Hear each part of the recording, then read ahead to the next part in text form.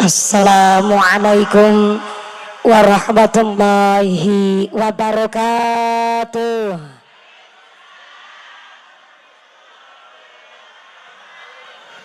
Beli pepaya, beli hari besok, mangan blewah karo ditandur pari. Ora masalah ranca mulia jalane bosok, sing penting wis payu laki.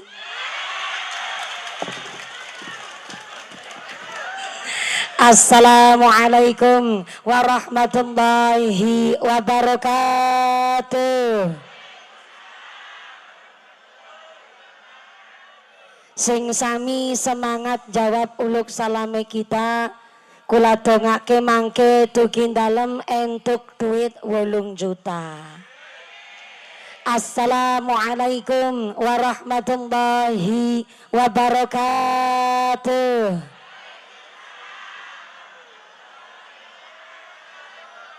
Bismillahirrahmanirrahim.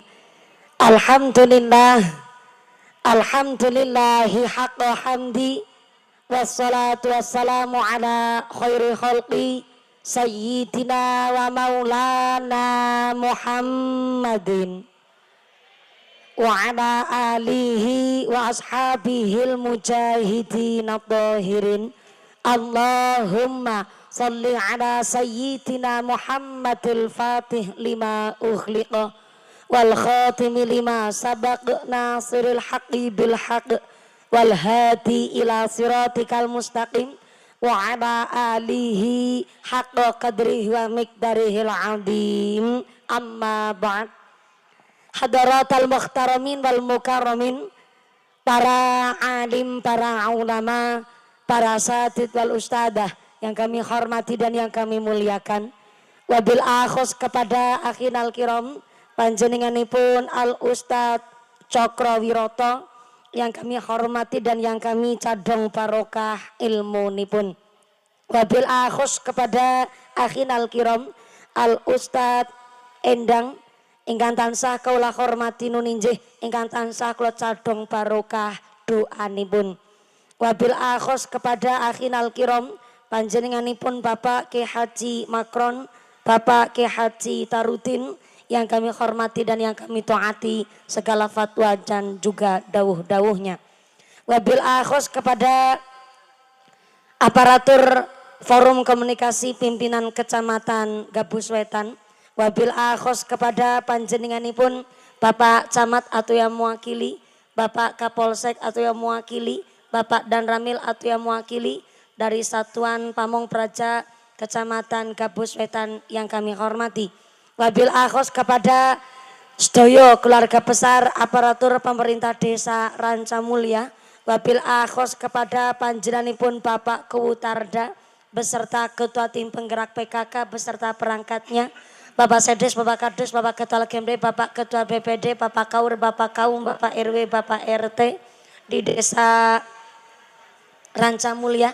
Mudah-mudahan Pak Kewutarda berkahnya pangkat menjadikan maslahat dan nambah manfaat. Allahumma. Wabil akhos kepada Ketua Panitia Penyelenggara panjenenganipun Bapak Suwandi dan seluruh keluarga besar Jamiyah Masjid Jami Nurul Hikmah. Saya minta tepuk tangan dulu dong kangge sedaya rencang-rencang panitia yang telah berkontribusi luar biasa. Mangan pepaya dicampur tomat, mangan gurame sambil berlayar. Panitia tansah semangat karena kelambi seragamnya anyar-anyar. Mudah-mudahan seluruh keluarga besar panitia ditetapkan imannya, ditetapkan Islamnya, ditambahkan ihsannya. Amin Allahumma. Wabil akhos kepada Tanfidiyah Surya Nahdlatul Ulama Ranting Ranca Mulia, pimpinan Muslimat Nahdlatul Ulama, pimpinan Fatayat Nahdlatul Ulama, seluruh majelis taklim di Ranca Mulia, keluarga besar Gerakan Pemuda Ansor, rekan-rekan Banser yang kami hormati, rekan-rekan Garda Fatayat yang kami banggakan, tak lupa keluarga besar para santri dari Pagar Nusa yang kami banggakan, tak lupa kepada Jamiah Maulid Simtuduror yang kami hormati, wabil akhos kepada Ibnu IPPNU Karang Taruna Ikatan Remaja-Remaji Masjid Musola di Desa Ranca Mulia yang kami banggakan, wabil akhos kepada para agnia dermawan donatur, mudah-mudahan para agnia dermawan donatur diberikan sehat panjang umur ringkah manfaat barokah, diberikan mawaddah warahmah sakinah, sumerambah kepada kita para jamaah Allahumma, para bapak haji bu hajjah, para calon haji, para calon hajjah, hadirin hadirat ma'al muslimin wal muslimat rahimakumullah. Sallu ala Nabi Muhammad. Kanjeng Nabi titip pesan kepada Abidar, jadidis safinah fa innal bahra amik wa khuz izada kamilan fa innas safara ba'id. Perbaikilah perahumu karena lautan ini sangat dalam. Cari bekal yang banyak karena perjalanan kita masih sangat jauh. Ternyata keluarga besar DKM Jami Nurul Hikmah mengadakan pengajian dalam rangka menyongsong tahun 1446 Hijriah, ngajak masyarakat Ranca Mulia menjadi orang-orang yang beruntung. Siapa orang-orang yang beruntung?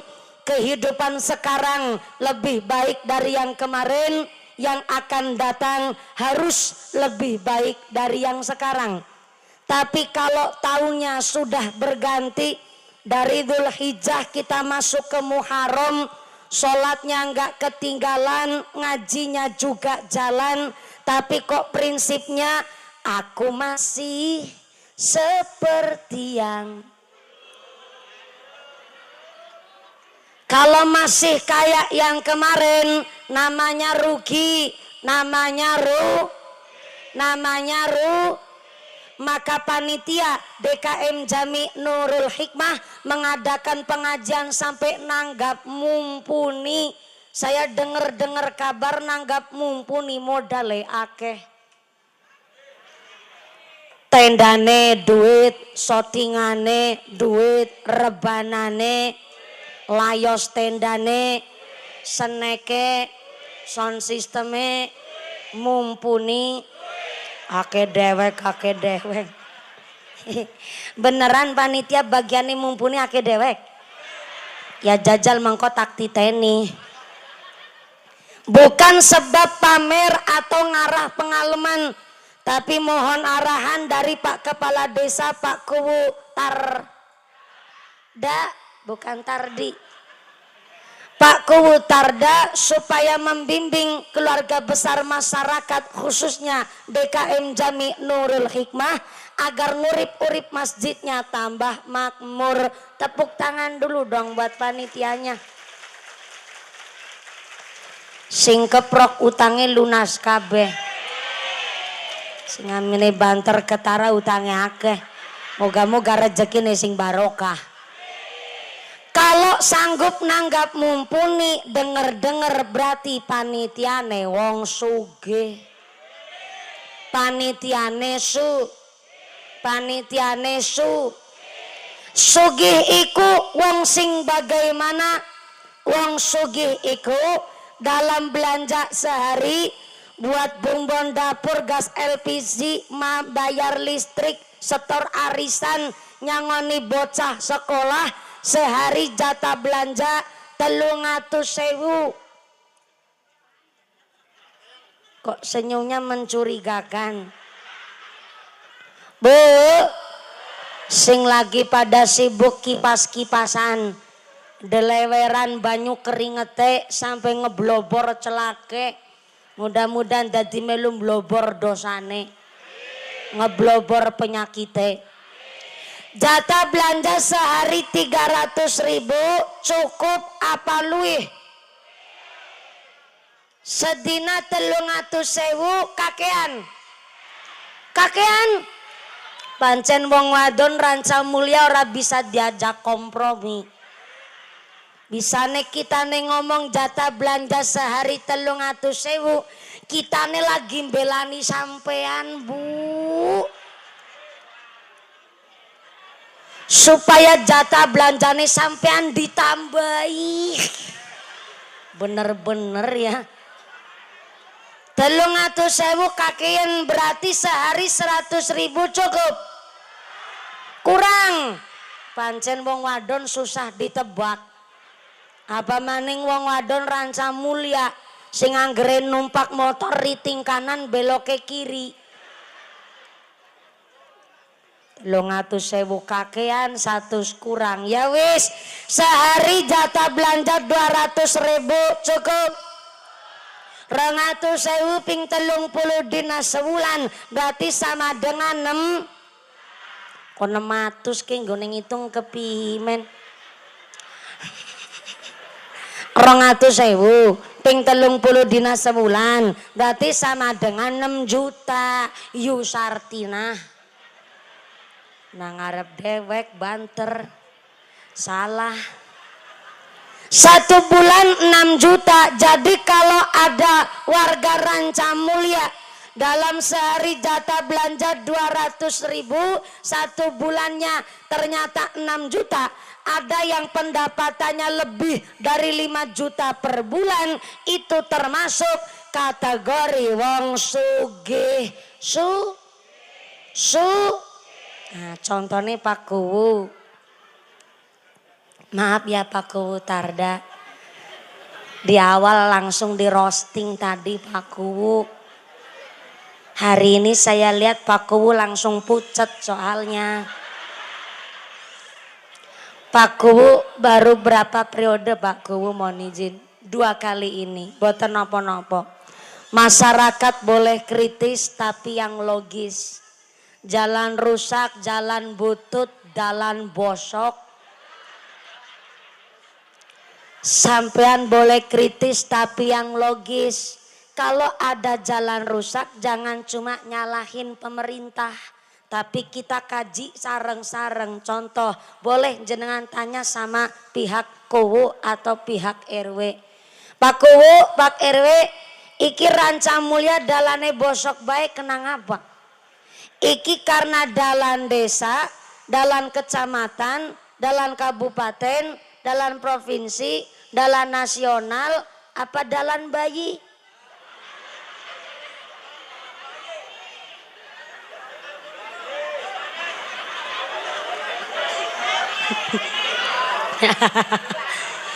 Iki supaya ngeritiknya nggak terlalu keras. Jadi harus pakai banyolan dikit, Bu. Udah tanya begitu, kok ini jalannya rusak baik? Apa karena APBD-nya belum turun?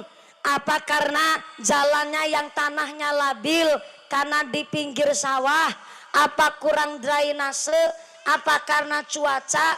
Apa karena muatannya melebihi kapasitas? Atau masyarakatnya yang kurang menjaga? Kita perlu bertanya tapi kritis, yang sopan tentunya. Supaya apa? Pemerintah nggak tersinggung, mampu menjelaskan dengan gamblang. Maaf nih, di desa Ranca Mulia, ana sing nampa BLT ana, ake sing nampa PKH ana, ake. Selama jenengan masih nampa BLT karo PKH, silahkan nikmati dalan bosok.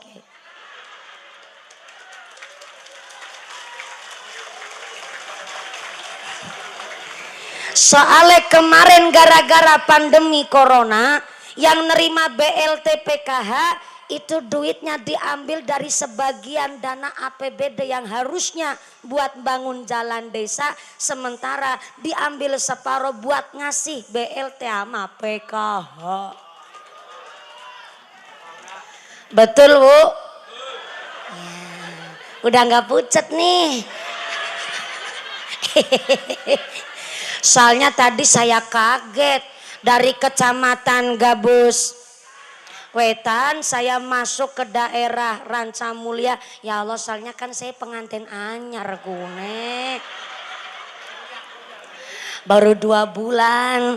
Saya kan nggak tahu, takut perut udah isi rendang. Mudah-mudahan ndang isi bayi. Nek jalannya kayak Ranca Mulia ya Allah. Kasihan bayinya koclak.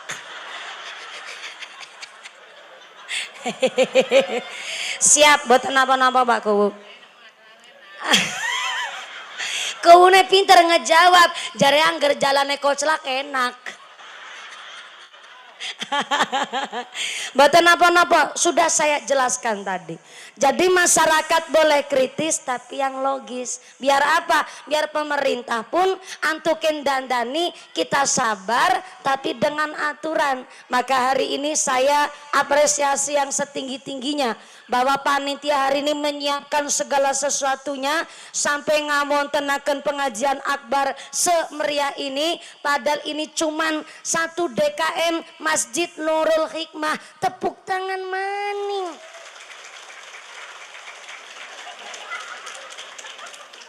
Berarti nanti pragat ngaji selesai jam berapa? Jam berapa? Ya Allah, nggak manusiawi bener. Dumewi sembayari sekepenake dewek. Kita nanjak jam 2 lebih 5 menit. Berarti nanti pragat jam 5 sore. Berarti ngajine 3 jam. Subhanallah. Salat asare 5:30.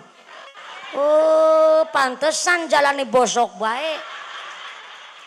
Nguranca mulia salat asare 5:30.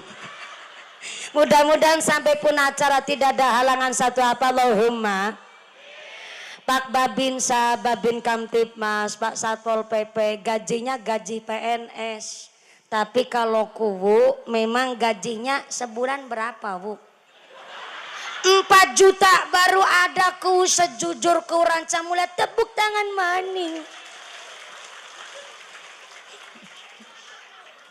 Emang kalau Kuwu udah tua memang banyak jujurnya.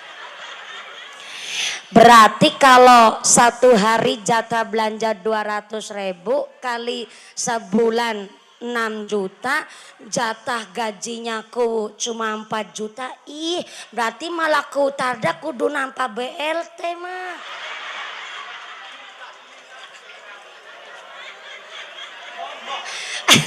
Tombok ya Pak Kiai. Berarti Kuwu tarda malah kudune nampak PKH. Soalnya belum mencapai kata sugih, tapi jangan kebanggaan dulu. Kan anak bengkok kewu.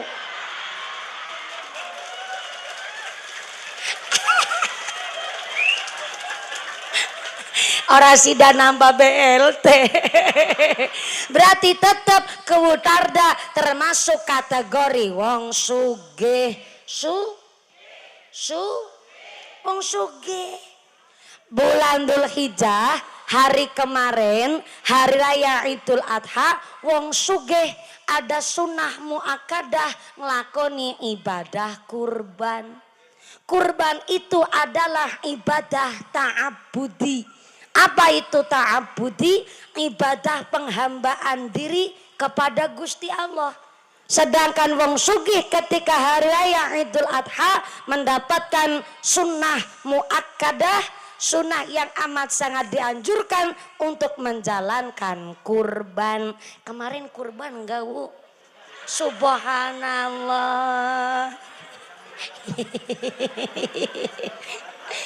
Lama-lama saya jatuh cinta sama Kuwu tarda kalau begini. Aman, Bu, suami saya enggak ikut, Bu. Lagi balik lagi ke pondok. Pak Kuwu ngendika halakal sama yang tua mah nggak mau, ternyata Kuwunya udah sadar diri. Ibu Ketua Tim Penggerak PKK datang nggak nih Pak Kuwu? Datang. Sebelah mana? Belum ketemu sama Bu Kuwu nih. Oh, lagi di kantor balai desa. Siap, terima kasih. Ternyata wong sugih punya sunnah muakkadah lakoni ibadah kurban. Maaf nih kalau ada yang bilang, mumpuni tahun kemarin saya udah kurban sapi harga 52 juta. Jadi kalau tahun sekarang saya nggak kurban lagi nggak apa-apa. Emang nggak apa-apa.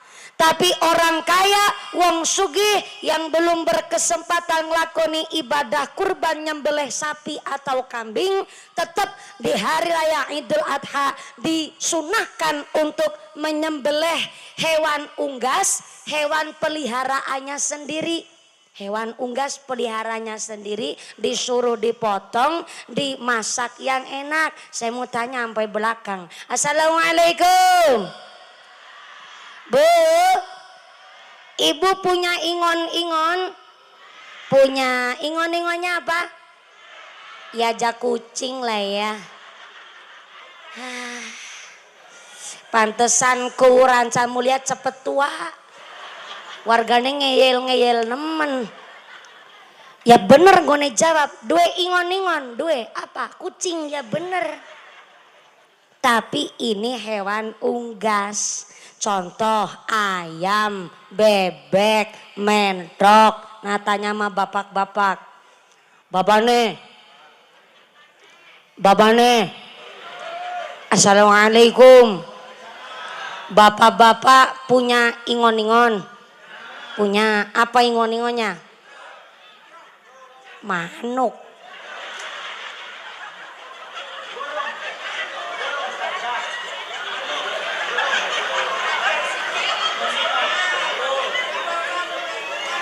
Manuk. Saya paham. Yang dimaksud bapak-bapak manuk sing ana matane. Ya bener Pak, manuk juga unggas. Tapi kalau disembelih kan kasihan orang pupune becilik pisan. Saya nggak punya ingon-ingon. Kalau wong sugih belum kurban sapi kambing di hari raya Idul Adha, nyembelih apa? Beli daging ayam ke pasar. Orang kita ngarah sekilo, dimasak yang enak ketika hari raya Idul Adha. Nggak doyan daging ayam, beli iwak laut. Dimasak yang enak ketika hari raya Idul Adha. Bagi wong sugih yang belum berkesempatan nyembelih kurban sapi atau kambing dalam rangka menghilangkan rasa tomak, menghilangkan rasa rakus, menghilangkan rasa serakah, menghilangkan rasa kemaruk. You know kemaruk? Kemaruk is geragas. You know geragas? Geragas is serakah. Serakah cara sini apa ya Pak? Sami, geragas. Pertanyaannya, apakah nang Ranca Mulia anak wong sugih tapi geragas? Akeh. Wong sugih tapi geragas, wis jare ngakune sugih tapi ora melukur. Aku direwangi ngucap ban kayak gue. Bene-gone ngaji sampai jam 5 sore. Ulang. Jarene wong sugih tapi ora melukur, tapi ngarep-arep bagian. Ana wong kene begitu. Oke. Mangkat wonge. Berangkat wonge. Berangkat jilbabe warna apa? Warna ireng.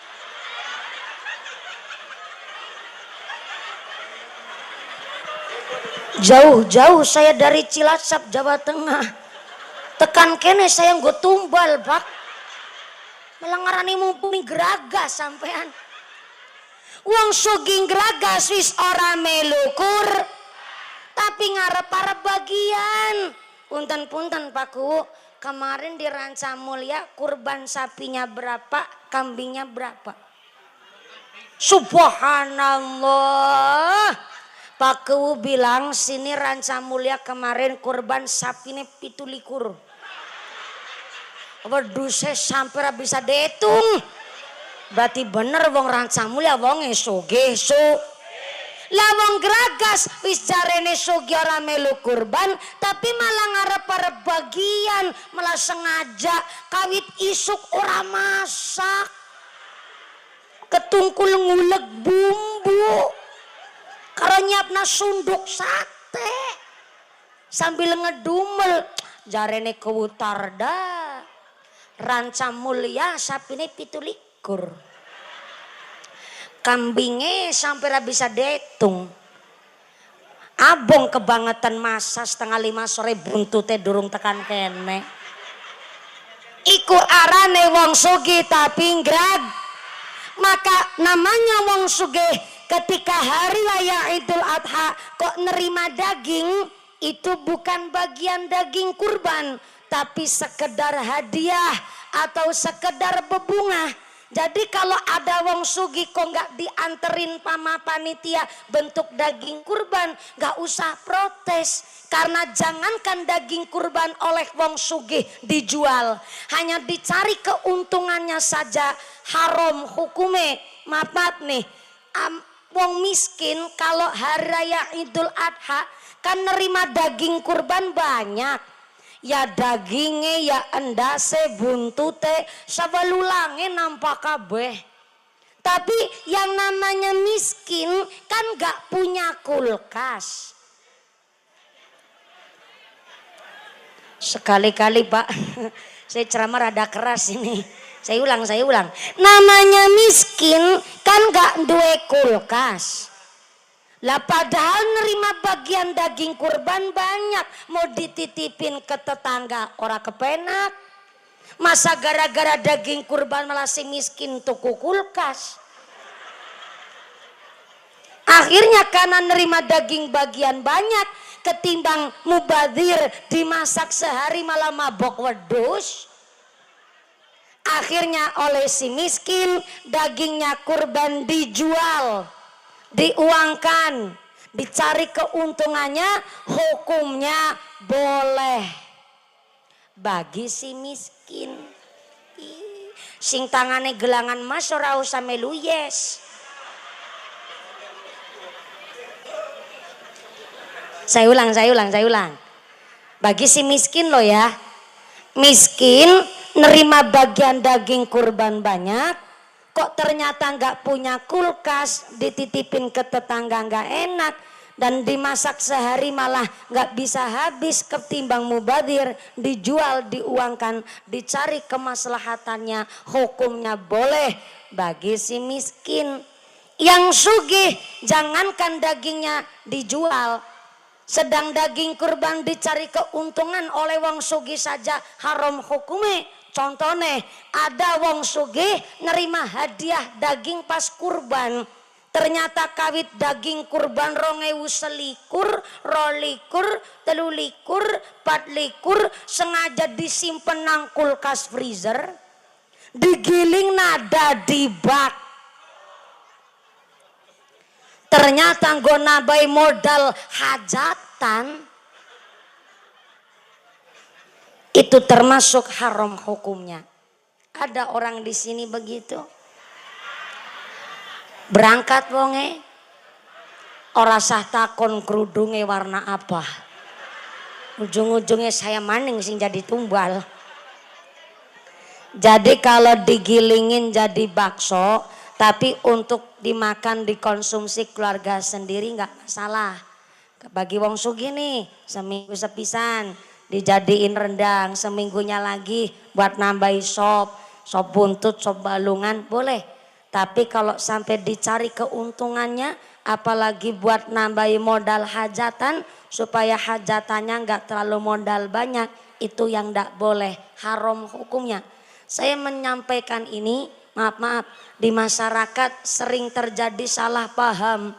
Soalnya setiap hari raya Idul Adha, dan mohon izin Pak Ustadz, Pak Haji, sedoyo warga masyarakat, khususnya kaum bapak-bapak nih. Kemarin saya tahun yang lalu menerima kasus yang agak umum tapi mengatasnamakan ahlu sunnah wal jamaah, yang ternyata golongan ini membolehkan kurban kambing satu bisa untuk atas nama sekeluarga. Itu lagi ramai Pak di daerah saya, terutama di daerah Cilacap bagian barat, perbatasan Jawa Barat. Akhirnya karena kasus ini sedang merebak, dan herannya Pak, banyak yang ngikut. Yang ngikut siapa tuh? Wong pelit, medit, betitil bakhil, kutren jelantir kayak upil kudanil. Tapi bentar, setelah kita kaji sareng guru kami, ternyata memang ada hadisnya. Hadisnya begini, dulu Kanjeng Nabi pernah nyembelih kambing satu, di atas namakan Kanjeng Nabi, keluarganya Kanjeng Nabi, bahkan seluruh umat Islam mendapatkan berkahnya. Tapi asbabul wurudnya, kalau asbabun nuzul kan sebab musabab ayat Quran turun, Pak. Tapi ternyata hadis ini punya asbabul wurud. Sebab musababnya hadis itu ada, usut punya usut. Kanjeng Nabi nyembelih kurban kambing satu, di atas namakan Kanjeng Nabi, keluarganya Kanjeng Nabi, dan seluruh umat Islam di alam dunia dapat berkahnya. Ternyata waktu itu zamannya Kanjeng Nabi pernah keserang pandemi juga, Pak. Sejenis pagebluk, paceklik tapi berkepanjangan. Jadi pandemi corona, sejenis pandemi corona. Tapi bukan corona lah, sejenis pandemi pagebluk, ada penyakit tapi merajalela sehingga wong-wong sugih hartanya menyusut. Gara-gara nggak bisa cari maisha, nggak bisa keluar rumah untuk kerja. Yang akhirnya Kanjeng Nabi saja yang biasanya ketika kurban, kambing untanya yang buat kurban itu banyak. Ternyata Kanjeng Nabi tersisa kambing tinggal satu. Padahal dijelaskan istri Kanjeng Nabi saja sugih wong Mekah. Dasarnya di kitab Al-Bushra fil Manaqib Sayyidah Khadijah Al-Kubro disebut Kubro itu karena Sayyidah Khadijah kekayaannya 2/3 kota Mekah, saking sugih istrinya Kanjeng Nabi. Gara-gara pandemi berkepanjangan di zaman Nabi, Kanjeng Nabi tersisa kambing tinggal setunggal-tunggale til. Setunggal-tunggale til. Setunggal-tunggale til. Bawa ora tok ora. Soale cuman setinggal-tinggale til. Mung satu tinggal satunya tetap oleh Kanjeng Nabi dikurbankan di hari raya Idul Adha, karena memang di kampung itu dilalah kersane Allah, tinggal punya kambingnya punya Kanjeng Nabi mawon. Tapi tetap dikurbankan untuk menggugurkan sunah muakadahnya wong sugih lakoni kurban. Sehingga dari hadis ini keterangannya bahwa memang di kampung Kanjeng Nabi cuman tersisa kambingnya Kanjeng Nabi tinggal satu, maka di atas namakan Kanjeng Nabi, keluarganya Kanjeng Nabi, dan seluruh umat Islam dapat berkahnya. Tapi maaf, kalau hadis itu kok diimplementasikan di zaman Indonesia yang sekarang, kayaknya kurang pas. Kenapa kurang pas? Hari ini di Indonesia tidak ada satu kampung yang miskin, semua itu nggak ada. Bukti nyata Ranca Mulya. Tumpakane motor PCX besi gelem nampani BLT. Tangane emas gelangnya nganti tekan kelek. Besi gelem nampani PKH.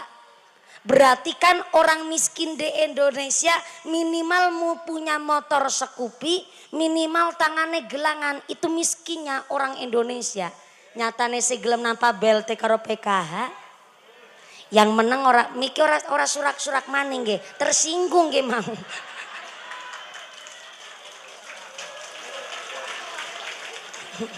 Ndak tersinggung sendiri, keprok sendiri sampean.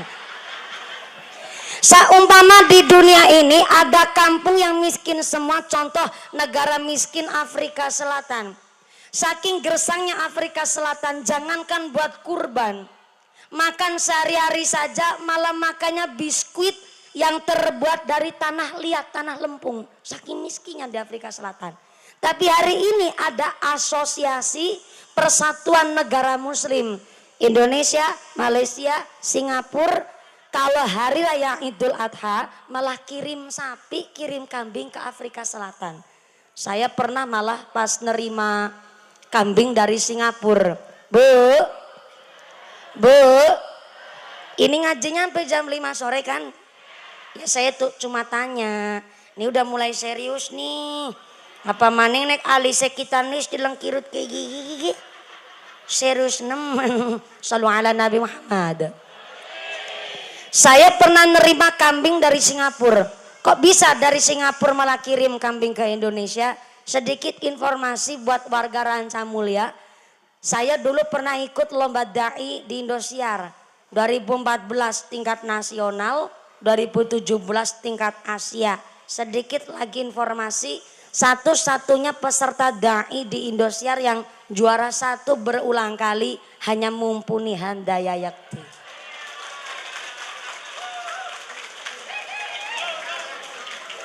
Sekali-kali pamer karo wong dalane bosok.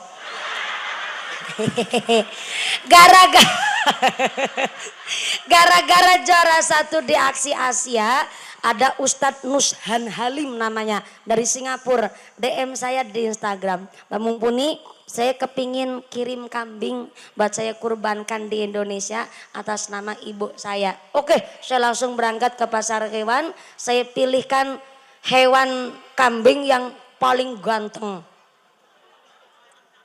Loh, kan ada syariat itu supaya kita gampang menggapai ridho Allah.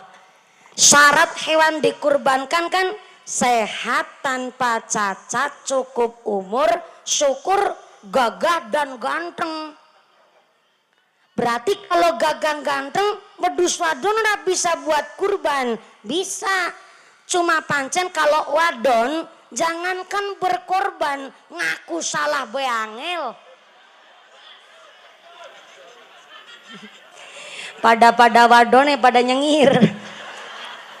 Kalau wedus wadon bisa buat korban, tapi lebih utama kambing jantan. Soalnya kalau kambing cewek kok buat korban, syaratnya tambah sehat, tanpa cacat, cukup umur, plus lagi nggak bunting, lagi nggak bun,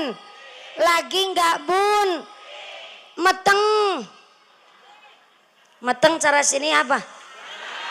Mateng, pada baik, mateng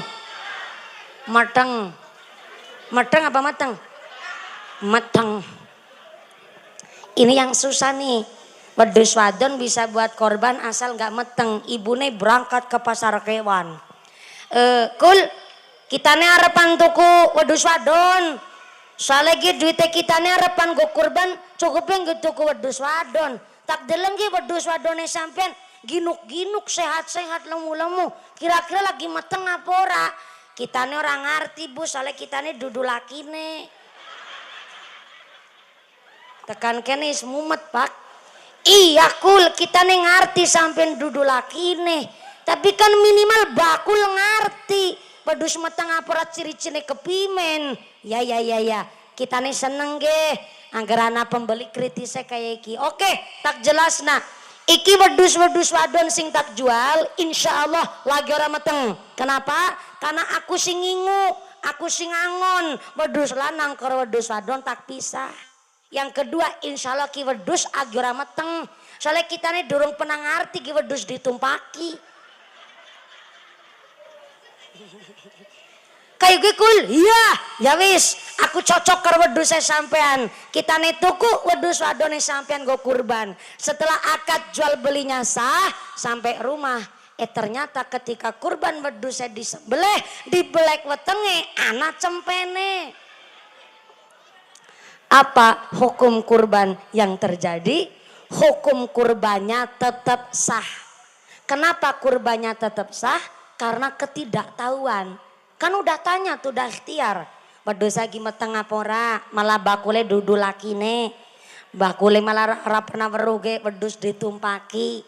Tapi di black tetap anak cempene, hukum kurbannya tetap sah. Tapi inilah yang menjadikan syarat wedus lanang lebih utama ketimbang wedus wadon. Selanggar wedus wadon meteng aporane kan kita ra ngerti. Minimal kudu di USG. Dewe ngerti ora pada percaya sampean. Minimal kudu di USG. Kayak si ayam lagi metendok. Ayam lagi meteng ngendok utawa enggaknya kan gampang gone ditiliki dengan cara didul.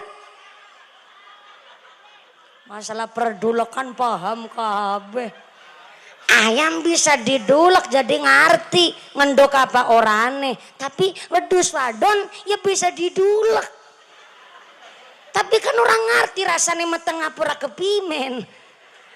Maka inilah wedus lanang lebih utama ketimbang wedus wadon. Sehingga saya pas dari Singapura dimintai cari kambing, saya carikan kambing jenis Jawa Randu, sejenis etawawa tapi yang gede.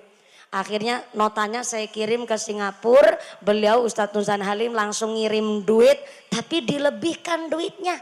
Setelah duitnya dilebihkan, saya bilang, Pak Ustadz ini uangnya lebih. Ustadznya bilang, iya sengaja saya lebihkan supaya kanggo ngurusi ubor rampene, beli kantong plastik dan lain sebagainya. Nah ini barang yang paling afdol malah begitu. Jadi kalau ada warga Ranca Mulia, maaf punten, cuman punya kambing satu kok malu mau kurban, mending titipin ke masjid. Mending nitip ke masjid, bawa kambing, jangan lupa bawa duit ora ketang 1.000 utawane 50. Bilang sama panitianya, Pak Panitia saya mau kurban kambing nih atas nama anak saya yang kerja di Taiwan. Ini namanya Bin ini. Tapi punten Pak, saya punya duit 100.000. Ini buat beli kantong plastiknya 50.000 sama gula kopi teh rokok. Yang 50.000-nya buat ngebayar yang nyembelih.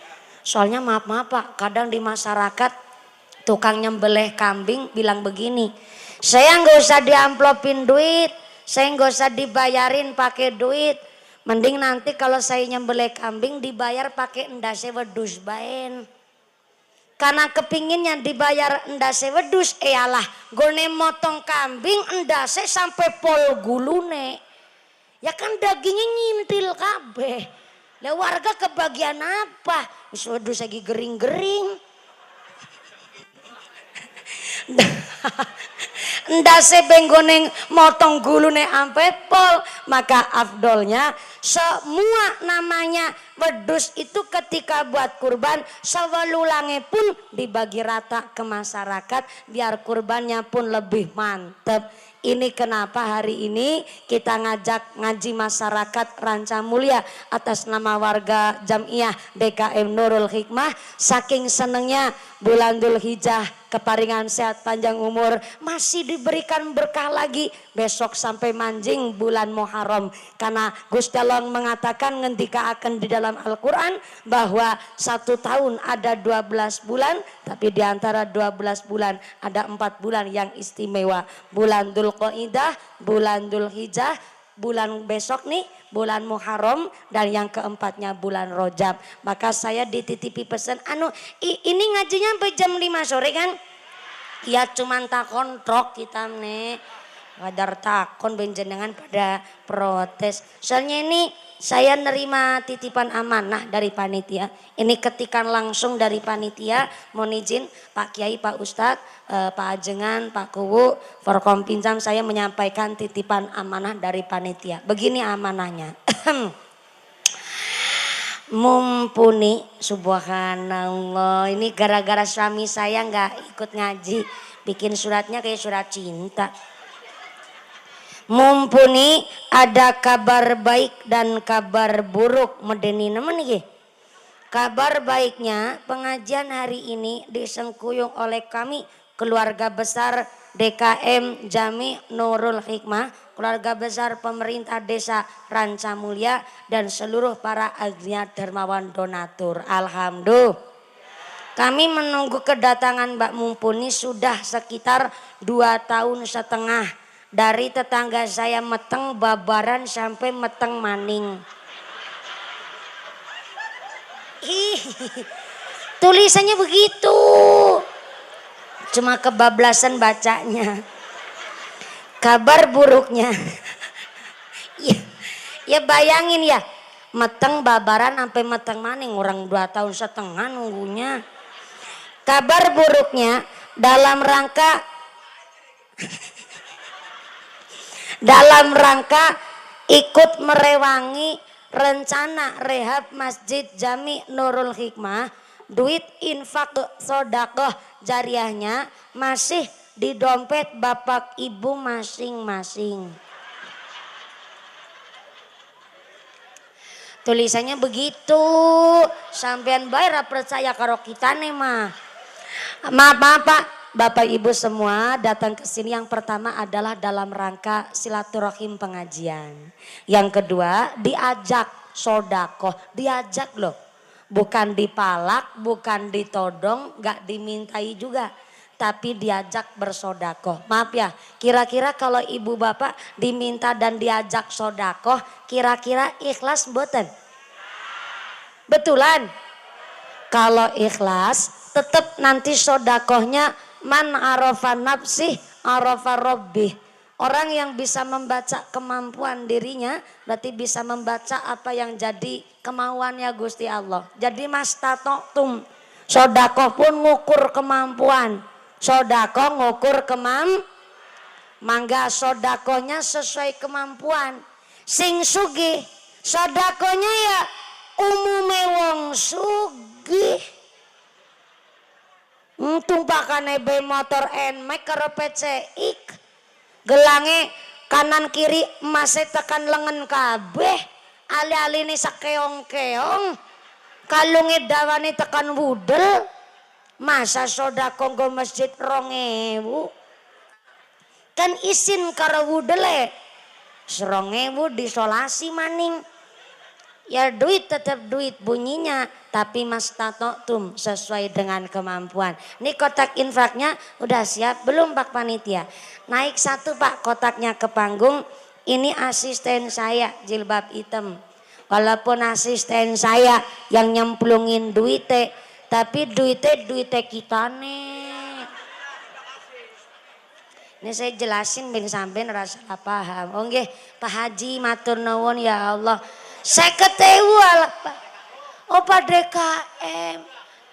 Duda. Kalau duda saya disuruh ngapain Pak Uim? Oh disuruh mempromosikan. Ah ya Allah, saya paham kalau Pak DKM hari ini udah duda berapa tahun Pak? Baru 1 tahun? Oh ya masih aman. Nanti saya bahas masalah perdudaan, tenang saja Pak Ku. Requestnya Pak Ku disuruh promosiin. Udah dimulai dari DKM-nya mumpuni. Ih Pak Ku ikut ngerogoh dompet. Ibu-ibu juga ngerogoh dompet. Yang gak bawa dompet utang dingin karo sebelah. Gampang esok disarutangin. Bapak-bapak silakan ngerogoh saku kadok. Sarungan berarti ora kadok kan. Serapa sarogo-rogo. Silakan kotak infaknya muter. Ini kotak infaknya bukan untuk mengganti dana pengajian loh, tapi mutlak untuk memakmurkan Masjid Nurul Hikmah. Sumangga si Nabi baca sholawat. Panitia juga udah sodako ini. Ih panitia ikut sodako. Udah. Oke berarti sodakonya udah double. Iya buat bayarin mumpuni ama bangun masjid. Mangga kotakin pakainya muter. Si Nabi baca sholawat. Sallu ala Nabi Muhammad. La ilaha illallah al-malikul haqqul mubin Muhammadur Rasulullah Sadiqul Adil Amin. La ilaha illallah al-malikul haqqul mubin Muhammadur Rasulullah Sadiqul Adil Amin. Sekali lagi. La ilaha illallah al-malikul haqqul mubin Muhammadur Rasulullah Sadiqul Adil Amin. Lamun mampu pindah haji ojo lali sing dinafkahi. Tindak haji cukup kaping 1, maslahat tangga ojo nganti lali. Lamun mampu tindak haji ojo lali sing dinafkahi. Tindak haji cukup kaping 1, maslahat tonggo ojo nganti lali sareng-sareng la ilaha illallah al-malikul haqqul mubin Muhammadur Rasulullah sadiqul adil amin la ilaha illallah al-malikul haqqul mubin Muhammadur Rasulullah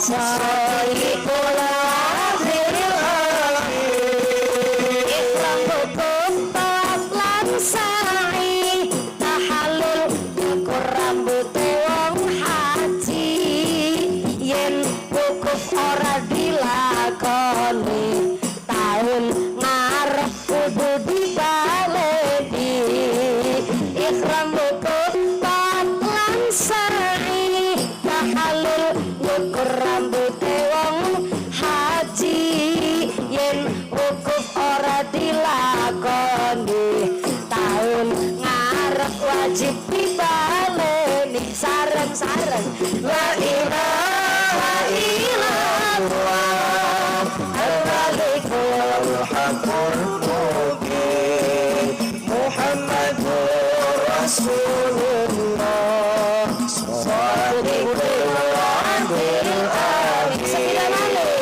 la ilaha illallah al-malikul haqqul mubin Muhammadur Rasulullah sadiqul adil amin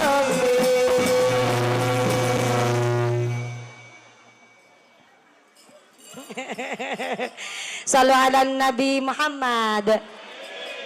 Masya Allah. Ini rebananya Simtuduror dari mana?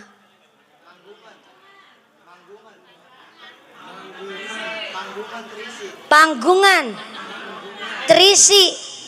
Masih Indonesia. Oh ya. Luar biasa loh. Ketimbang anak-anak zaman sekarang isinya sibuk main tiktokan, main judi slot, kan mending Nabi rebana. Alhamdulillah niki karena semangat, saya sawer dulu grup rebananya. Mangga Mas diterima sawerannya nih. Biar anak-anak kita, santri-santri kita juga semangat dan istiqomah ngajinya. Soalnya punten-punten Pak, hari ini berkah sholawat, anak-anak kita senang baca sholawat. Tapi terpenting DKM-nya juga ngasih aturan. Itu tadi sholawat liriknya, lirik zaman dulu pas musola masjidnya masih panggok, masih panggung. Masih bawa obor. Sarah sini obor. Bawa cempor. Tahun 80 kan puji-pujian habis adzan nunggu jamaah masih nada yang tadi. La ilaha illallah. Kayak gitu nadanya. Lah sekarang habis asar. Kadang-kadang bocah tepeking gini puji-pujian. Iku.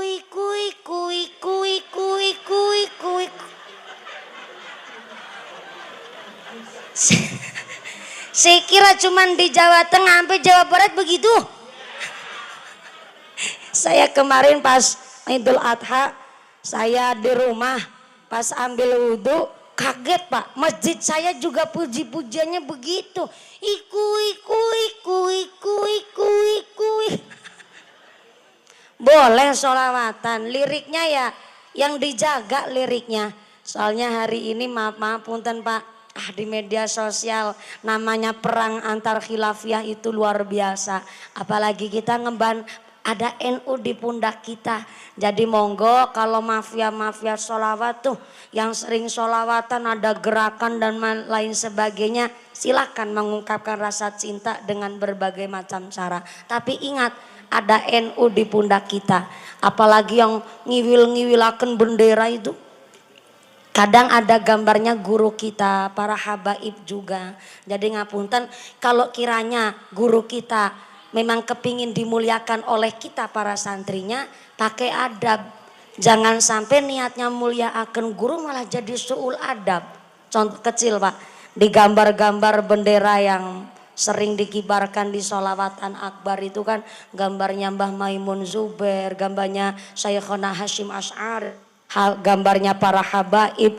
Bahkan saya pernah punya pengalaman dari suami saya diceritakan di Tegalrejo, Magelang, Jawa Tengah, ada santri saking cintanya sama sang guru, gambar fotonya guru disablon, dicetak jadi kaos. Ketahuan sama pengurus pondok, langsung detik itu pula dipanggil ke kantor, langsung disidang. Kenapa kok sampai disidang?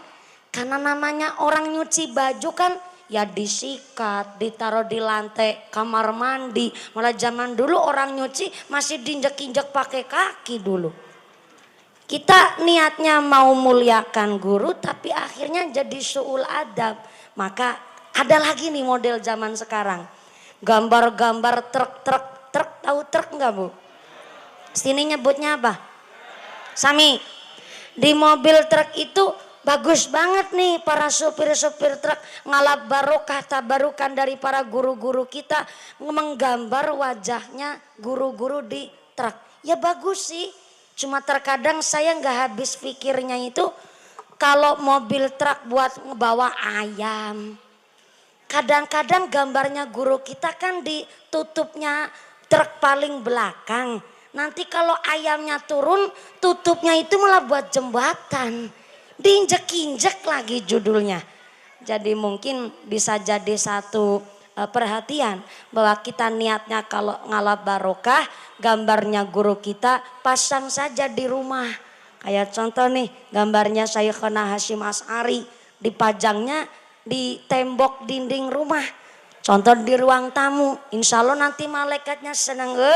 Santri Mbah Hashim Asy'ari iki. Tapi kalau buat gambar mobil truk ayam, malaikatnya pun bingung.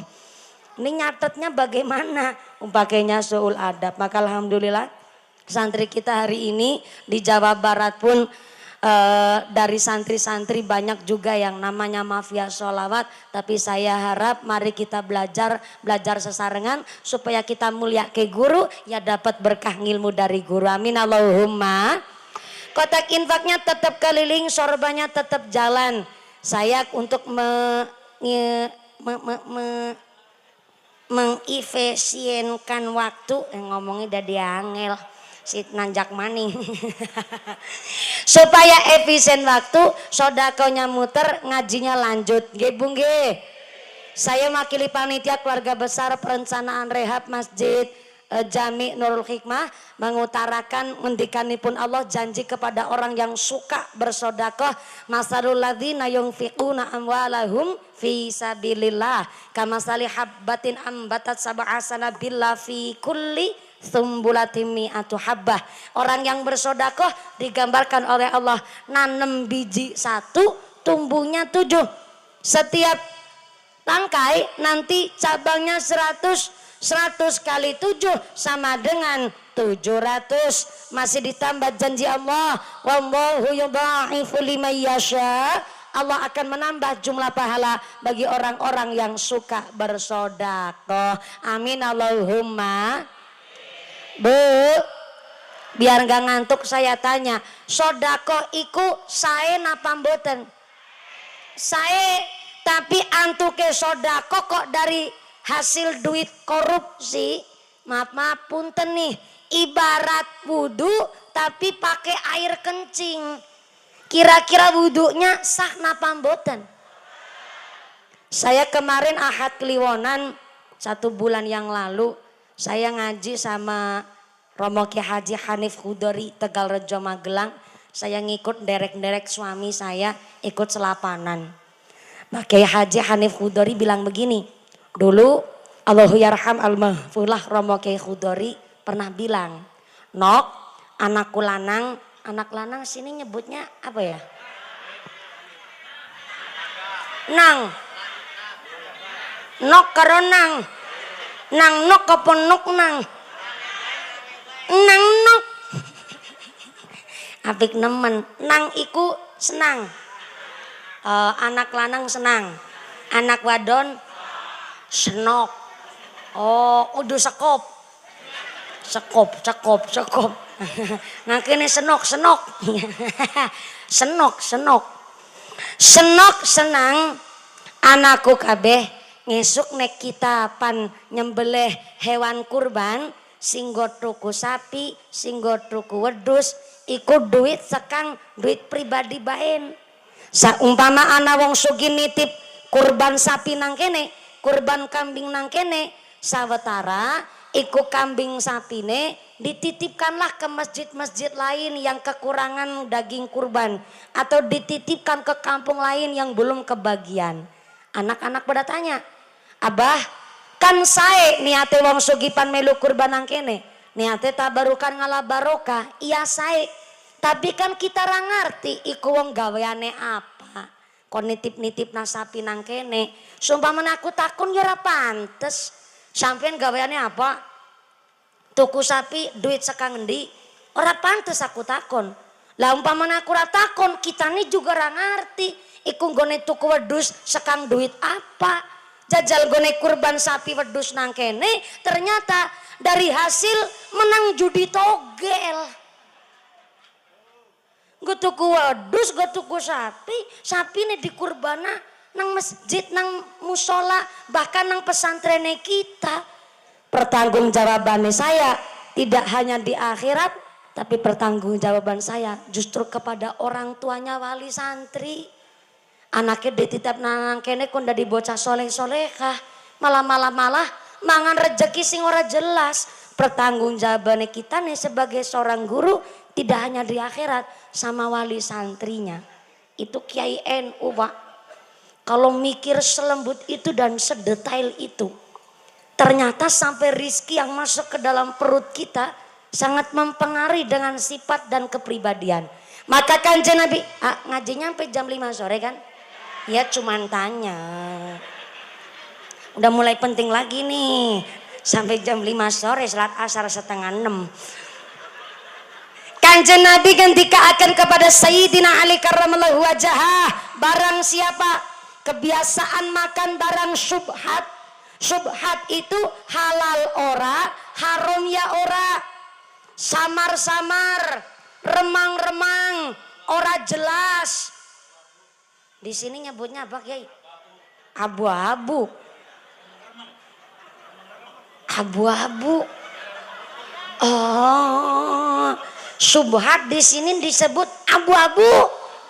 Ya serap apa? Abu-abu, remeng-remeng, ora jelas. Ora jel Kanjeng Nabi ngendika akan wong kebiasaan mangan barang syubhat, mangan barang abu-abu, mangan barang ora jelas, maka menjadikan hatinya gelap. Pertanyaannya, apa tuh mangan barang syubhat? Contoh yang agak rumit, kuli bangunan atau tukang kuli.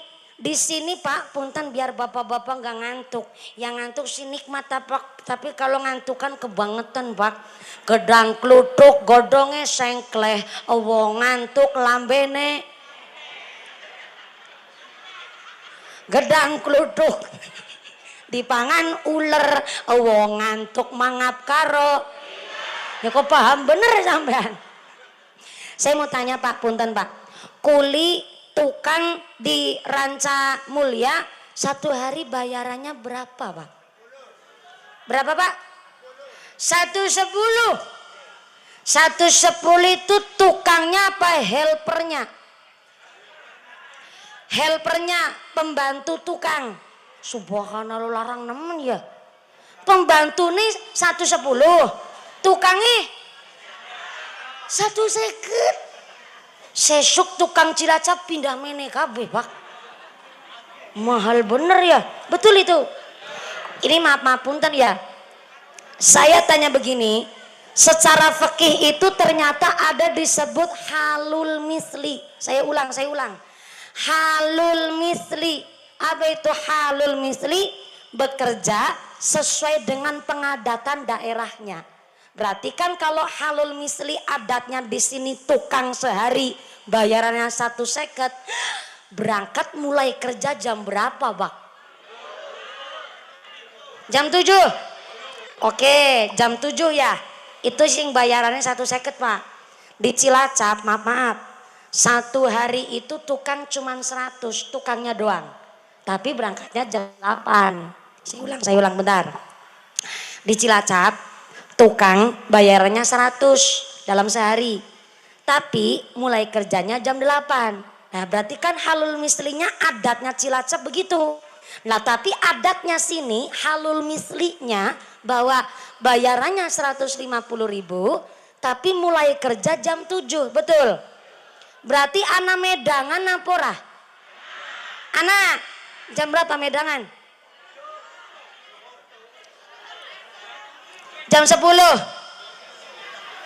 Oh jam 12. Mangan sega.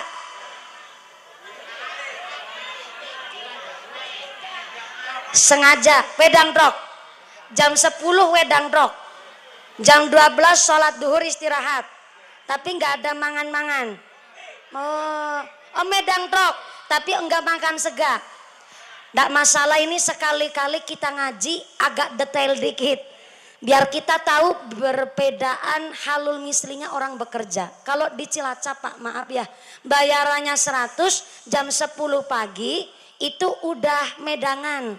Jam 12 ada yang makan nasi juga, makan nasi Pak.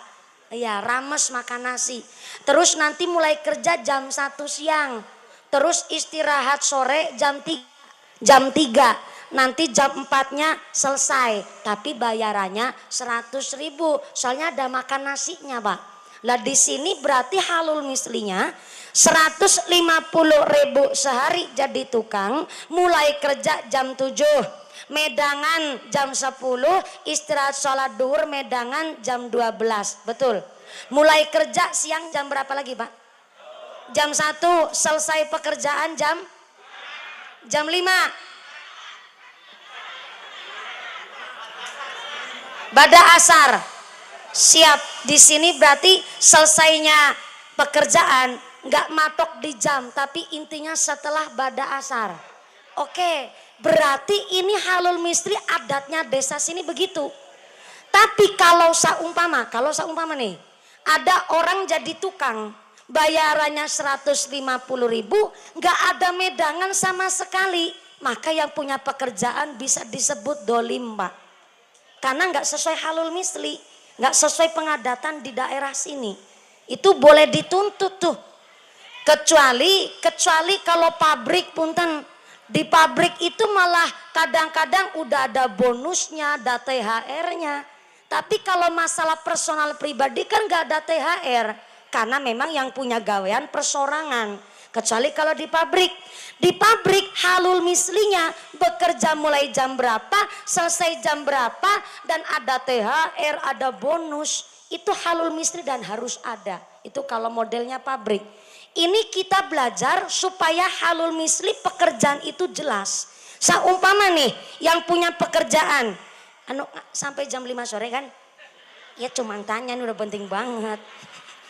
Bayarannya 150.000, medangannya ya jam 10, ya jam 12, ya jam 3 sore, selesai bada asar.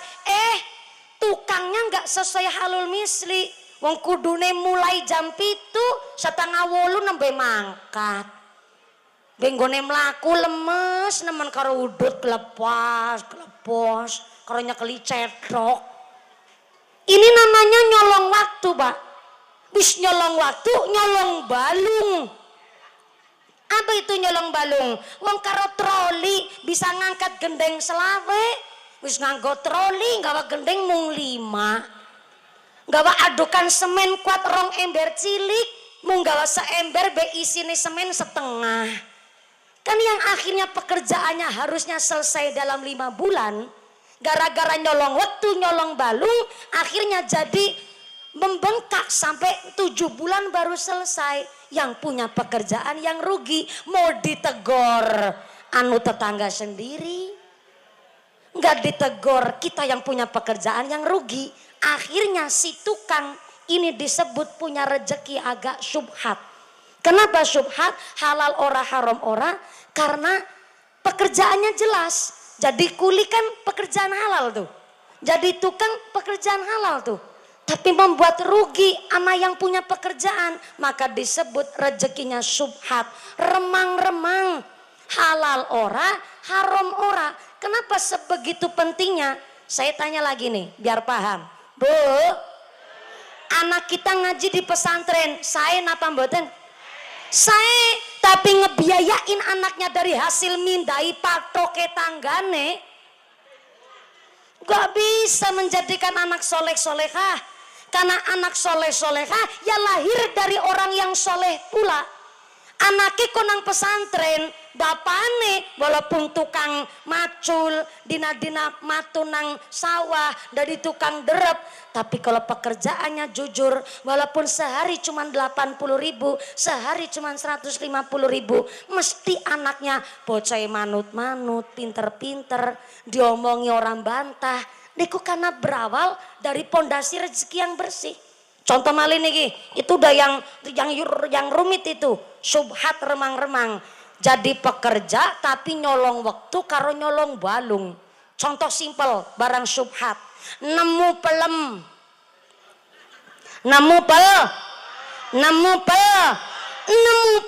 pelemiku wutarda.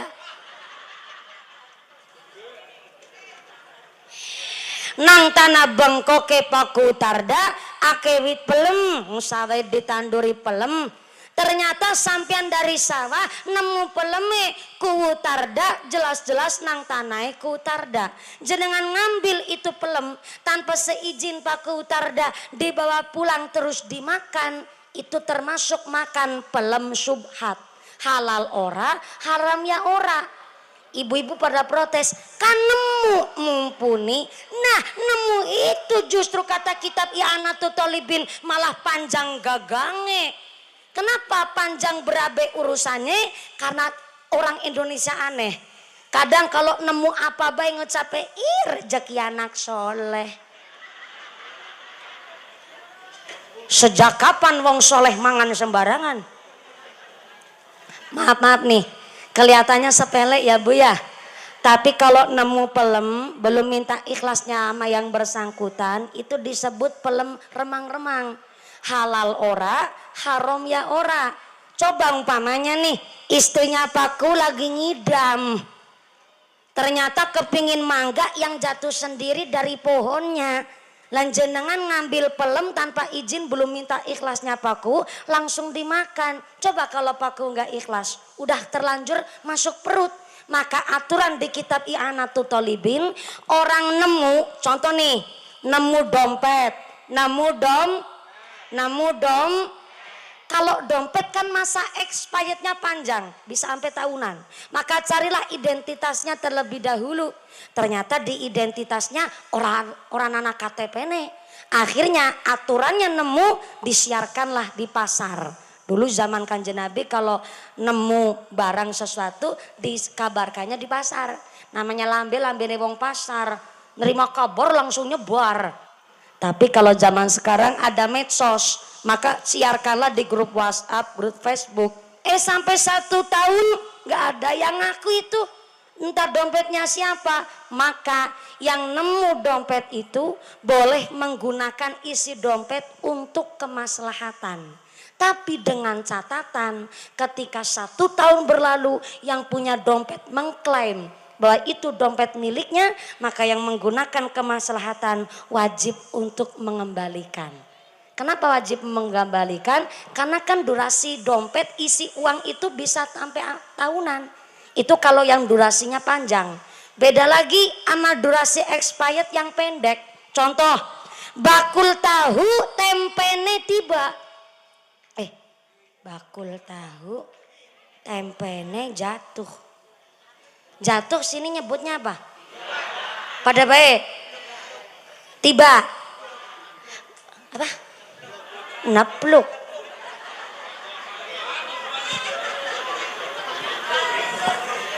Tiba gue nepluk. Kok bisa ya? Jatuh jadi nepluk. Oh, berarti kalau orang artis bikin sinetron, di sini sinetron nepluk cinta. Jatuh cinta jadi nepluk cinta. Nepluk. Iya pora gue. Apa tiba? Tiba pada baik tiba wis nganggo bahasa umumnya Jawa. Tiba bakul tahu tempen bakul tahu tempene tiba. Kuwi tempe sing endi? Salah. Bakul tempe tempene tiba. Lah kuwi bener. Bakul tempe tempene tiba. Sing nemu tempe lurah Tarda. Kuwu Tarda nemu tempe. Akhirnya sama Pak Kuwu disiarkanlah. Punten maaf. Di sini kalau tempe itu durasi expirednya sampai bosok berapa hari? 2 hari. 2 hari pendek banget. Ya sebut saja 3 hari lah. Kalau 2 hari mungkin belum bosok banget sih kena bisa dimasak. Expirednya sampai 3 hari. Kuwu Tarda nemu tempe. Tempene bakul tempe tiba. Barang dipundur diinformasikan di grup WhatsApp. Iki tempene siapa? Gak ada yang ngaku tuh. Hari kedua masih dicari tuh. Pak Kuwu masih mencari yang punya tempe. Masih disiarkan. Iki tempene siapa? Sampai hari ketiga detik-detik menjelang bosok nek ikut tempe. Tetap gak ada yang ngaku. Akhirnya ketimbang bosok mubadir gak ada yang manfaat. Akhirnya oleh Pak Kuwu sama grup PKK dimasaklah ikut tempe. Apa hukumnya? Hukumnya boleh dan halal itu tempe dimakan dimasak. Karena sudah sampai menjelang detik-detik expirednya mau bosok tetap gak ada yang ngaku. Ketimbang mubadir maka boleh dimanfaatkan atau dimakan. Dan hukumnya halal. Tapi ada tapinya nih. Tapi kok hari kelima si punya tempe bakule ngomong, kuwune ikut tempene kita. Dorong jaluk izin sing duwe tempe asal dipangan. Pak Kuwu jawab, ini buktinya di grup WhatsApp. Sudah saya siarkan, sudah saya kabarkan, tapi nyatane nganti dina ketelu langkah sing aku ketibang bosok jadi tak masak. Lah sampean mari ngendi baen. Dina kelima malah nambah mari ngeneh. Ora bae Wu. Ge Kuwu sampean mangan tempe durung izin maring kita nih. Kita nih jaluk ganti rugi. Pak Kuwu tidak wajib untuk mengembalikan atau ganti rugi. Soalnya ada expired durasi itu jelas. Tapi kok yang punya tempe memaksa, ora bae Wu, nun jaluk ganti rugi. Pak Kuwu boleh jawab, ya kae nek jaluk ganti rugi nang empang. Gak wajib mengembalikan karena ada durasi masa expired. Itu baru nemu tempe. Lambarang nemu dompet, nemu barang berharga di pinggir jalan. Ataupun nemu tempe, nemu pelem, jenengan gak ada waktu buat ngurusin. Karena gugup ke susu mau kondangan umpamanya. Tapi weruh anak dompet tiba. Maka kalau waktunya nggak ada ngurusin itu miliknya siapa. Maka aturan dari kitab I'anatul Thalibin, pinggirkanlah ke bahu jalan. Tapi minggirkane antuke nyingkirake. Jangan pakai tangan kata kitab I'anatul Thalibin. Antuke mindah ken pakai samparan. Mindahnya disuruh pakai kaki. Kenapa mindahnya disuruh pakai kaki? Kata kitab I'anah supaya tangan kita nggak dimintai pertanggungjawaban di akhirat. Soalnya kalau mindahnya pakai tangan, khawatirnya itu ada pikiran, dompet antep nemen ya. Jangan-jangan isinya gepokan duit. Walaupun nggak dibuka itu isi dompetnya apa, tapi kalau udah punya pikiran begitu, di akhirat tetap akan dimintai pertanggungjawaban. Maka kata kitab I'anah, nemu sesuatu kok nggak ada waktu buat ngurusin itu miliknya siapa, maka pinggirkanlah ke bahu jalan dengan pakai kaki. Hari ini mah Pak di Indonesia belum bisa seperti itu. Padahal di Indonesia mayoritas penduduknya beragama Islam. Sekitar 88% penduduk Indonesia beragama Islam, tapi belum bisa sejujur itu dan belum bisa menerapkan ilmu itu. Dan kemarin saya ngaji di Taiwan Pak. Saya ceramah di Taiwan, gak usah tanya ceramahnya pakai bahasa apa. Bahasanya xie ni hao ma wo aini ni hao ma hao ni. Dan saya diceritani dan bahkan negara Taiwan termasuk negara maju yang ketika ada dompet, HP, barang berharga jatuh di pinggir jalan atau tertinggal di meja makan atau tertinggal di taksi, maka walaupun itu dompet seminggu nangkono, ya nangkono baik, gak ada yang berani ambil. Kenapa? Karena aturannya di negara Taiwan persis di dalam kitab Ianatul Thalibin dijelaskan, kalau nemu ada waktu ngurusin ya laporin ke kantor polisi pihak berwajib supaya disiarkan itu miliknya siapa, dicari identitasnya. Tapi kalau nggak ada waktu ya udah pinggirin aja ataupun dibiarkan. Kalau di negara Taiwan dibiarkan, berarti kan malah negara yang Islamnya minoritas, malah justru negaranya pakai hukum Islam, makanya negaranya maju. Dan kenapa negara Cina, negara Taiwan maju? Karena di sana ada yang ditakuti. Apa yang ditakuti? Hukum negaranya. Di Cina, ketahuan korupsi langsung hukum gantung, hukum mati. Di Taiwan, ketahuan korupsi pejabatnya langsung dihukum suruh bunuh diri. Tapi menawi di Indonesia, maaf, gak ada yang ditakuti. Karena ketika pejabat dilantik di bawah kitab suci Al-Quran saja setelah jabat tetap korupsi, berarti di Indonesia Al-Quran beradi wedeni.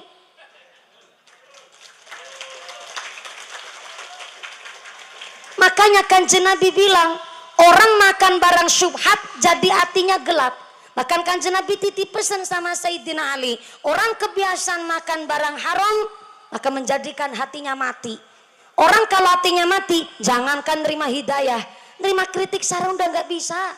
Kalau orang hatinya gelap, ketika menerima kritik saran, masuk kuping tengen, bablas kuping kiwe. Kiwe apa kiwa? Kiwe. Tapi nek wong atine mati, nerima kritik saran, manjing kuping tengen, mental balik maning. Kenapa mental? Atine mati, Pak. Kebiasaan ngonsumsi barang haram. Contohnya siapa? Koruptor. Lah korupsi kok 270 triliun. Lah 270 kok triliun. Kadang-kadang duit semiliar baik kita belum pernah berwujudnya kayak apa. 270 kok triliun. Setelah ditangkap polisi cuman cengar-cengir, malah sambil sarang heo. Itu kan gara-gara hatinya mati, kebiasaan makan barang haram. Maka saya mengajak ibu-ibu semua, apalagi di Indramayu ini yang kebanyakan malah baik laki-lakinya atau perempuannya kerja di luar negeri. Hari ini Bu, saingan ekonomi itu susahnya luar biasa. Cari kerjaan sulitnya luar biasa. Saya harap ibu rumah tangga bersabar dulu. Ketika wong wadon disuruh tirakat, tirakatnya adalah sabar ketika sang suami belum dapat pekerjaan. Sampai-sampai sang suami belum dapat pekerjaan, kok ibu-ibu masih bikinin wedang, bikinin kopi sambil senyum. Itu tirakatnya istri. Sampai-sampai gak punya nasi, suami ditanya, Pak nasi ini langka, tapi sambil senyum. Itu tirakatnya istri tuh. Itu yang susah. Ibu-ibu ngejawab, iya mumpuni nembe nikah kemarin. Masih di mabok cinta. Engkau 10 tahun nembe ngerti.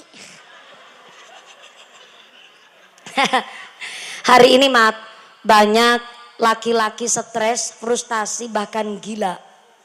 Di Jawa Timur, tepatnya di Bojonegoro, ternyata ada sekitar 365 keluarga yang telah mendaftarkan diri untuk bercerai. Dan hari ini semakin melonjak, sekitar 372 istri menggugat cerai suaminya. Katanya nggak sabar suaminya pada nggak kerja, nggak nyambut gawe. Nah ini nih, kebanyakan dari Taiwan, saya ngaji di sana, TKW-nya kebanyakan Indramayu dan Cilacap, Pak. Dan hari ini maaf, yang stres kebanyakan laki-laki ketimbang perempuan. Dan bahkan adik saya sebagai pekerja suster utawi nurse, perawat di rumah sakit, kemarin melakukan penelitian, disuruh praktek profesi dulu di rumah sakit umum, klinik, puskesmas, dan terakhir disuruh tugas di rumah sakit jiwa antara wong edan wadon karo wong edan lanang, lebih akeh wong edan lanang ketimbang wadon. Kenapa bisa begitu? Karena ternyata wong lanang gampang stres karena dia nggak bisa mengutarakan isi hati. Beda sama wong wadon.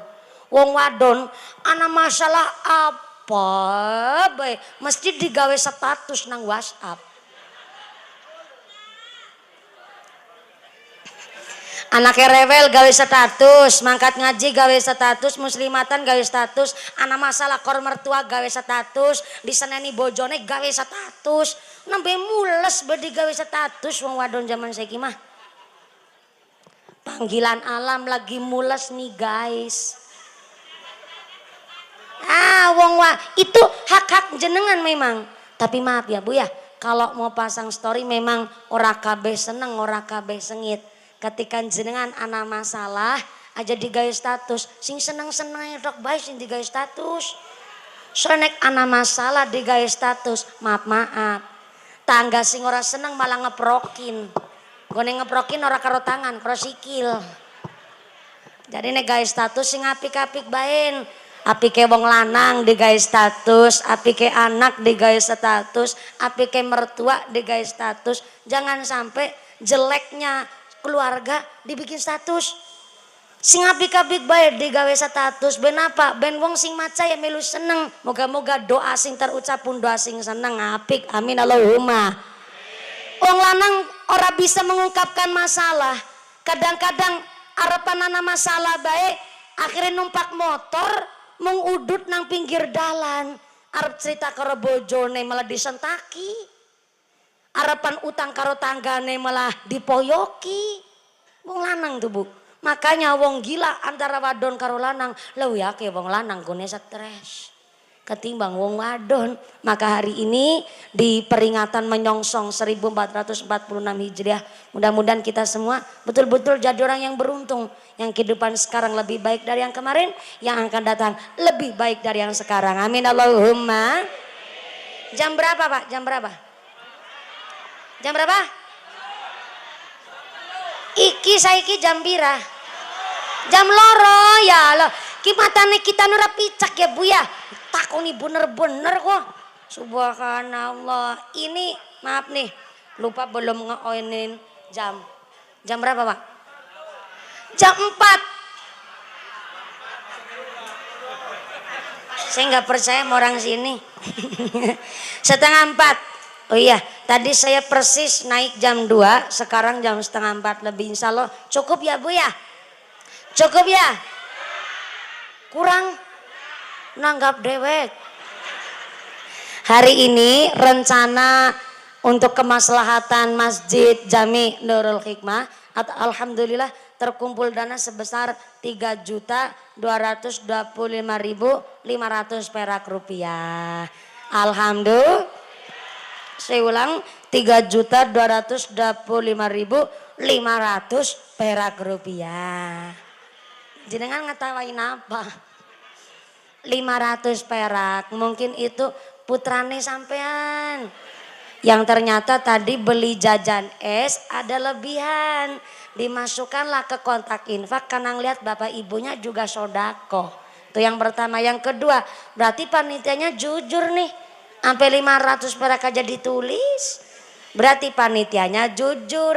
Yang ketiga, jangan ngetawain 500 perak. Barangkali yang 3.225.000 belum tentu diterima oleh Allah. Gara-gara ketambah 500 perak, anak kita suci dari dosa tapi senang sodako, malah nyelamatin yang 3.255.000 rupiah. Alhamdulillah. Karbatil khatif. Besok ketika kita nyebrang Siratal Mustaqim, kayak kilat nyamber, langsung tekandeng sorga. Amin Allahumma. Hari ini alhamdulillah bapak-bapak mengingatkan ngajinya nggak boleh ngelewatin sampai 3:30 lewat Pak. Tuh, udah balik ya aduh. Mangke mah kita nih mengko bengi sinang Cirebon. Saking kene pindah maring Cirebon Pak. Durung ketemu bojo ge pirang-pirang dina. Soalnya insya Allah Pak, Soalnya memang baru 2 bulan nikah Pak. Baru 2 bulan nikah. Memang kita kemarin soan ke pondok. Suami saya alumni bahkan masih santri Tegalrejo Magelang. Baru 11 tahun di pondok dan masih hikmah di pondok. Kemarin kami soan bareng, ternyata masyayikh, para ibu nyai juga mengatakan supaya suami saya balik lagi hikmah di pondok, ngurusin pesantren. Jadi ya saya mau ndak mau harus mengikhlaskan dan harus mendukung. Tapi kan saya cita-citanya anaknya 11 Pak. Sampai suami ora kok berkatokan. Soalnya kita nih cita-citanya anak 11 dititip-titipin pesantren. Supaya kelak ketika saya udah gak laku ceramah, anak-anak yang lanjutin ngaji di rumah. Baca Quran kan saya jadi seneng istirahat sambil ngedengerin anak ngaji. Rencana begitu anak 11. Soalnya saya dengar kabar alhamdulillah suami saya itu keluarganya banyak keturunan gen kembar. Jadi rencana anak 11 ya bunting ping 6 bae lah kayak gue. Bunting loro kayak gue rencananya kita nih. Diamini. Inilah kami keluarga besar DKM Nurul Hikmah yang semangatnya luar biasa. Tepuk tangan dulu dong buat panitianya. Ini paling cuma 20 orang tapi semangatnya luar biasa. Terima kasih Pak Kuwu telah mendukung kegiatan kami DKM Nurul Hikmah. Pak Kiai, Pak Ustadz semua matur nuwun sangat telah